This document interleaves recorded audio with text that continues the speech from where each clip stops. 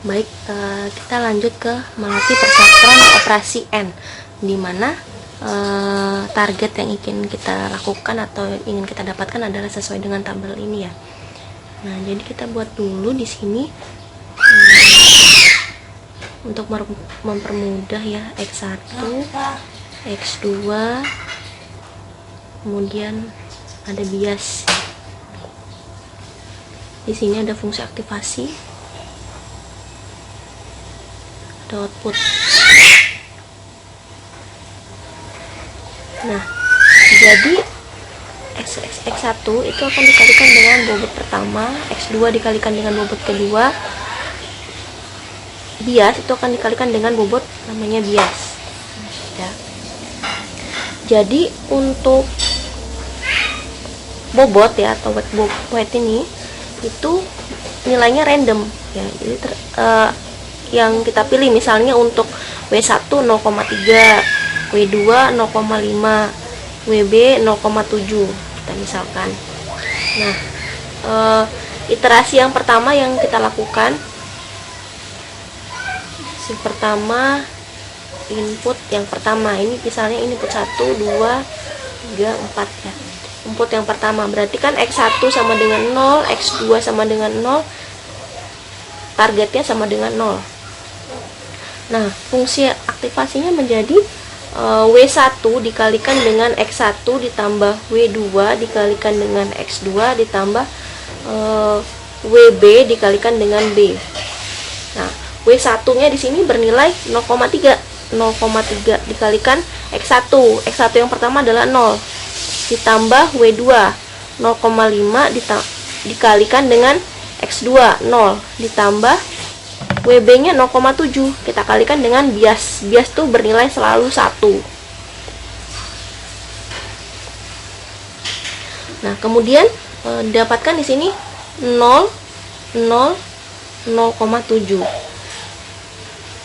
untuk fungsi aktivasinya. Nah, fungsi aktivasi yang digunakan itu terdapat pada slide ke-20 ya. 20, dimana dia akan bernilai 1 ya, outputnya akan bernilai 1 jika X nya lebih besar dari 0, dan outputnya akan bernilai 0 jika X nya itu sama dengan atau lebih kecil dari 0. Nah, nilai yang tadi ya itu bernilai 0,7 di sini fungsi aktivasinya ya. Ya, berarti kan tadi gimana fungsi aktivasinya? Jadi 0 itu jika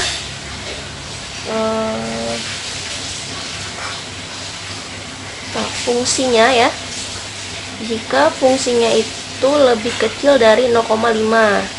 Kemudian dia bernilai 1 jika fungsi aktivasinya di situ bernilai lebih dari 0,5.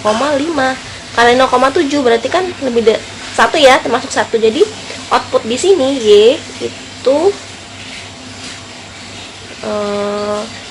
Y ya sama dengan F 0,7. Berarti Y nya sama dengan 1, outputnya ya 1 ya, karena ini kan 1. Nah, kalau kita mencari error itu adalah target diselisihkan dengan namanya output, sehingga targetnya adalah yang kita inginkan adalah 0, outputnya 1, berarti nilainya adalah negatif 1 untuk errornya. Kemudian kita mencari bobot baru. Jadi bobot pertama yang baru itu adalah bobot pertama yang lama ditambah dengan learning rate dikalikan dengan error dikalikan dengan Q1 ya. Kemudian untuk mencari W2 baru itu adalah W2 lama ditambah learning rate dikalikan dengan error dikalikan dengan X2. Begitupun dengan WB atau biasnya. Berarti WB lama ditambah learning rate dikalikan error dikalikan 1. Kenapa dikalikan 1 di sini? Karena bias di sini bernilai selalu 1. Sehingga W ya, W baru untuk 1 sama dengan W1 lama. W1 lamanya berapa? Atau bobot pertama yang lama?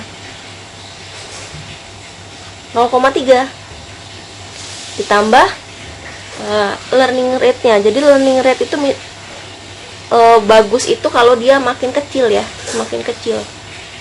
Nah, kita berikan di sini nilainya 0,01 ya, learning rate-nya. Jadi di sini 0,01 dikalikan dengan error tadi berapa? Negatif 1 dikalikan dengan X1 0 ya. Sehingga di sini didapatkan 0,3 ditambah 0 sama dengan 0,3. Yang W2 baru. W2 barunya berapa nilainya berarti? Berarti W2 lama. W2 lamanya 0,5 ya. 0,5 ditambah 0,01 dikalikan dengan, untuk mencari bobot baru yang kedua pun sama ya, 0,5 dikalikan dengan learning rate 0,01 dikalikan dengan errornya kan 0 negatif 1 dikalikan dengan X2 nya adalah 0 ya, dari tabel ini X2 nya adalah 0. Nah kemudian ditambah learning rate dikalikan error dikalikan dengan 1, sehingga bobot dia selama kan sebesar 0,7 di sini. 0,7 ditambah learning rate-nya 0,01 dikalikan error negatif 1 dikalikan dengan 1, sehingga didapatkan 0,7 ditambah dikurang negatif 0,01.